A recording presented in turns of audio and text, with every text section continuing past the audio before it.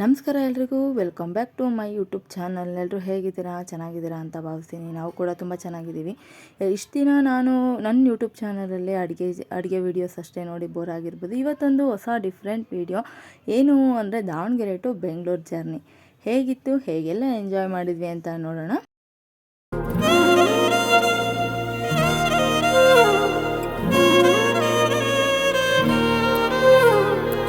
Night 10:30ಗೆ bus book ಮಾಡ್ಕೊಂಡು ನಾವು bus ಹತ್ತಿದಾಗ 10:30 11 ಗಂಟೆ ಆಗಿತ್ತು.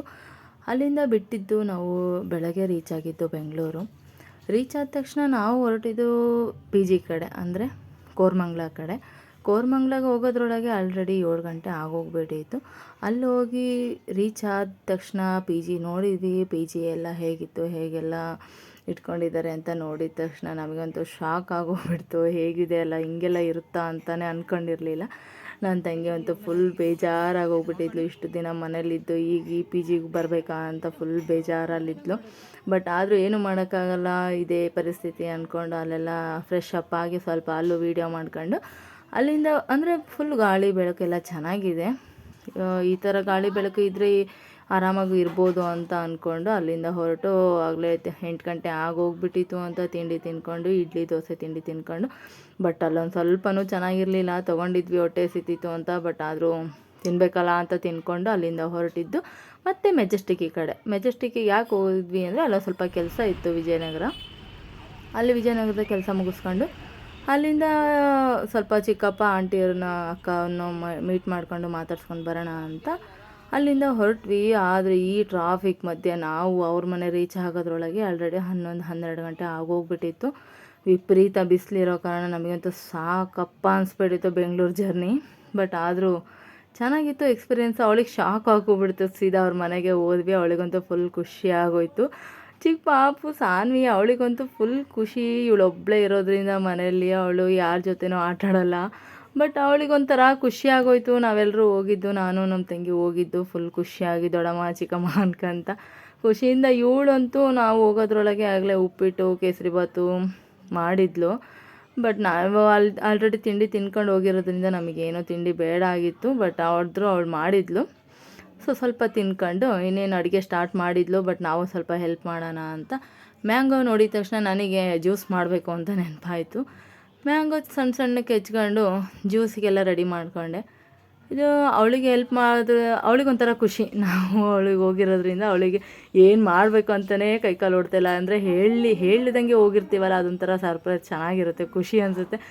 ಬಟ್ ಅವಳು ಅಡುಗೆ ಎಲ್ಲ ಮಾಡಿದ್ದು ನಾನು ಯಾವುದು ಶೂಟ್ ಮಾಡ್ಕೊಳಕ್ಕಾಗಲಿಲ್ಲ. ನಾವು ಹೋಗಿರೋದೇ ಅಪರೂಪ ಅಲ್ವಾ. ಅವಳಿಗೊಂಥರ ಖುಷಿಯಾಗಿ ಅವಳ ಜೊತೆ ನಾವು ಮಾತಾಡ್ಕೊತ ನಿಂತ್ಕೊಂಡು ಯಾವ ವೀಡಿಯೋನೂ ಮಾಡೋಕ್ಕೆ ಆಗಲಿಲ್ಲ. ಬಟ್ ಇದೊಂದು ಹಾಗೆ ವೀಡಿಯೋ ಇದೊಂದು ಮಾಡ್ಕೊಳ್ಳೋಣ ಅಂತ, ಜ್ಯೂಸಿಂದಾರು ಮಾಡ್ಕೊಳ್ಳೋಣ ಅಂತ ಜ್ಯೂಸಿನ ವೀಡಿಯೋ ಮಾಡ್ಕೊಂಡೆ. ಏನಿಲ್ಲ, ಮ್ಯಾಂಗೋ, ಸ್ವಲ್ಪ ಸಕ್ಕರೆ, ಐಸ್ ಕ್ಯೂಬು, ಹಾಲು ಹಾಕಿ ಮಿಕ್ಸಿ ಮಾಡ್ಕೊಂಡು ಜ್ಯೂಸ್ ಮಾಡಿಕೊಟ್ರೆ ಈ ಬೇಸಿಗೆಗಂತೂ ತುಂಬ ತಂಪಾಗಿ ಸಕ್ಕತ್ತಾಗಿರುತ್ತೆ. ಮಕ್ಕಳು ಎಲ್ಲರೂ ಮನೇಲೆಲ್ಲ ಖುಷಿಪಟ್ಟು ತಿಂತಾರೆ. ನಾವು ಅಲ್ಲೆಲ್ಲ ಮಾಡ್ಕೊಟ್ಟಿದ್ದು ಎಲ್ಲರೂ ಖುಷಿಪಟ್ಟು ತಿಂದು ಅದಾದಮೇಲೆ ಎಲ್ಲ ಊಟ ಎಲ್ಲ ಆದಮೇಲೆ ಅಲ್ಲಿಂದ ಹೊರಟ್ವಿ. ಅಕ್ಕನೂ ಬಂದಳು, ಮೆಜೆಸ್ಟಿಕ್ಕಿಗೆ ಬಿಟ್ಟು ಬರ್ತೀನಿ ಅಂತ ಅವಳು ಹೊರಟು. ಅವಳ ಜೊತೆ ಸಾನ್ವಿನೂ ಬರ್ತಾಯಿದ್ಲು. ಬೇಡ ನೀನು ಅಂತ ಕಾಲು ಎಳಿತಾ ಇದ್ವಿ. ಅವಳು ಹತ್ಕೊಂತ ಬಂದಳು. ಬಟ್ ಆಮೇಲೆ ಕರ್ಕೊಂಡು ಬಂದು ಅವಳಿಗೆ ಏನಾರು ಏರ್ ಬೆಂಡು ಕ್ಲಿಪ್ಪು ಕೊಡ್ಸೋಣ ಅಂತ ಕರ್ಕೊಂಡು ಬಂದು ನೋಡ್ತಾ ಇದ್ವಿ.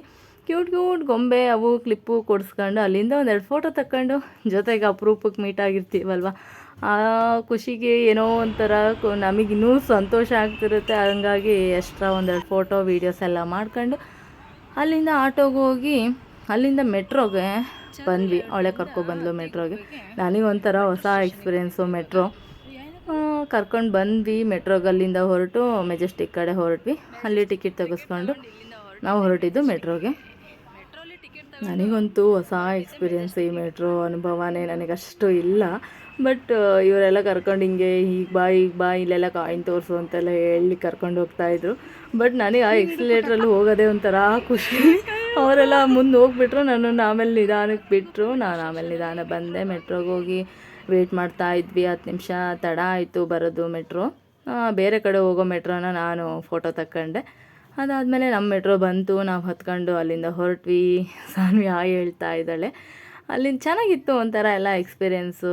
ಬಟ್ ಫ್ಯಾಮಿಲಿ ನಮ್ಮ ಸ್ವಂತದವರು ಅಂತ ಸಿಕ್ಕಾಗ ಎಷ್ಟು ಖುಷಿ ಅನಿಸುತ್ತೆ ಅಂದರೆ, ನಮ್ಮ ಫ್ಯಾಮಿಲಿ ಜೊತೆ ಮೀಟ್ ಮಾಡಿದಾಗ ಬೆಂಗಳೂರಲ್ಲಿ ಆ ಖುಷಿ ಮುಂದೆ ಏನು ಹೇಳೋಕ್ಕೆ ಬರಲ್ಲ ಅಲ್ವಾ. ಬಟ್ ಈಗಿದೆ ಅಲ್ಲ, ಈಗ ಬಿಟ್ಟು ಬರೋಕ್ಕೆ ಬರ್ತಾ ಇದ್ದಾಳೆ, ಆ ನೋವಂತೂ ಯಾರಿಗೂ ಹೇಳೋದೇ ಬೇಡ. ಇಲ್ಲಿಂದ ಎಕ್ಸಿಟ್ ಆಗಿದ್ವಿ, ಮೆಟ್ರೋ ಎಕ್ಸಿಟ್ ಆಗುವಾಗ ಕಾಯಿನ್ ಹಾಕಿ ಅಲ್ಲಿಂದ ಹೊರಟೆ. ಐ ಲವ್ ಮೆಟ್ರೋ ಅಂತ ಇತ್ತು, ಅಲ್ಲೆಲ್ಲ ಫೋಟೋ ಸೆಕ್ಷನ್ ಎಲ್ಲ ನಡೀತಾ ಇತ್ತು. ಬಟ್ ನಾವೇನು ತೊಗೊಳ್ಲಿಲ್ಲ, ಹಂಗೆ ಹೊರಟ್ವಿ. ಅಲ್ಲಿಂದ ಹೊರಟಿದ್ದು ನಾವು ಮತ್ತೆ ಮೆಜೆಸ್ಟಿಕ್ಕಿಗೆ ಬಂದು, ಮೆಜೆಸ್ಟಿಕ್ಕಲ್ಲಿ ಬಸ್ ಕಾಯ್ತಾ ಇದ್ವಾಗ ಬಸ್ ನೋಡ್ತಾ ಇದ್ದಂಗೆ ಬೇಜಾರಾಗ್ತಿತ್ತು. ಟೈಮ್ ಬಂದೇ ಬಿಡ್ತು ದಾವಣಗೆರೆಗೆ ಹೋಗೋದು ಅಂತ. ಬಟ್ ಅಲ್ಲಿ ಮೆಜೆಸ್ಟಿಕ್ಕಲ್ಲಿ ಮ್ಯಾಂಗೋ ಸೀಸನಲ್ಲಂತೂ ಮ್ಯಾಂಗೋ ಮೆಜೆಸ್ಟಿಕ್ಕಲ್ಲಿ ಇಟ್ಕೊಂಡಿದ್ರು. ನೋಡಿದ ತಕ್ಷಣ ಬಾಯಲ್ಲಿ ನೀರು ಬರ್ತಾಯಿತ್ತು. ಉಪ್ಪು ಖಾರ ಹಚ್ಚಿ ಕೊಟ್ಟಿದ್ರು, ವಾವ್ ಸೂಪರ್ ಅಂದ್ಕೊಂಡ್ರೆ ಎಂಜಾಯ್ ಮಾಡ್ಕೊಂಡು ತಿಂತಾ ಇದ್ವಿ. ಸಖತ್ತಾಗಿತ್ತು. ಇದೊಂಥರ ಅನುಭವ. ಒಂದು ದಿನ ಆದರೂ ಒಂದು ವಾರದ ಎಕ್ಸ್ಪೀರಿಯೆನ್ಸ್ ಆದಂಗೆ ಆಗೋಯ್ತು. ಒಂಥರ ಖುಷಿ, ಸಂಭ್ರಮ. ಅದಾದಮೇಲೆ ಈ ಅನುಭವ ಇದೆಯಲ್ಲ, ಲಾಸ್ಟಿಗೆ ಬಿಟ್ಟು ಬರುವಾಗ ಅವಳಂತೂ ನಮ್ಮ ಅಕ್ಕ ಅಳ್ತಾನೆ ಇದ್ಲು, ನಾನು ಬರಬಾರ್ದಿತ್ತು ಅಂತ. ಮತ್ತೆ ನೆಕ್ಸ್ಟ್ ಟೈಮ್ ಬರ್ತೀವಿ ಅಕ್ಕ, ಬೇಜಾರು ಮಾಡ್ಕೋಬೇಡ ಅಂತ ಹೇಳಿ ಅಲ್ಲಿಂದ ಹೊರಟ್ವಿ. ಸಾನ್ವಿಗೆ ಬಾಯ್ ಹೇಳಿ ಸಾನ್ವಿ ಅಂತೂ ವಿಪರೀತ ಬೇಜಾರಾಗೋಗಿದ್ಲು, ಅಕ್ಕ ಹೋಗಬೇಡಿ ಬನ್ನಿ ಅಂತ. ಆದರೂ ಅವಳಿಗೆ ಬಾಯ್ ಹೇಳಲೇಬೇಕಾಯ್ತು. ಬಾಯ್ ಹೇಳಿ ಅಲ್ಲಿಂದ ಹೊರಟ್ವಿ.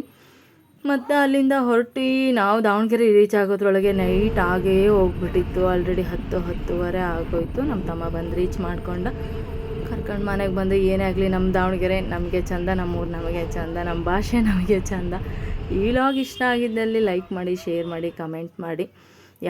ಯಾರೆಲ್ಲ ಹೊಸಬ್ರು ಈ ವಿಡಿಯೋ ನೋಡ್ತಾ ಇದ್ದೀರಾ, ಸಬ್ಸ್ಕ್ರೈಬ್ ಮಾಡದೆ ನೋಡ್ತಿರೋರೆಲ್ಲ ಸಬ್ಸ್ಕ್ರೈಬ್ ಮಾಡಿ. Thanks for watching.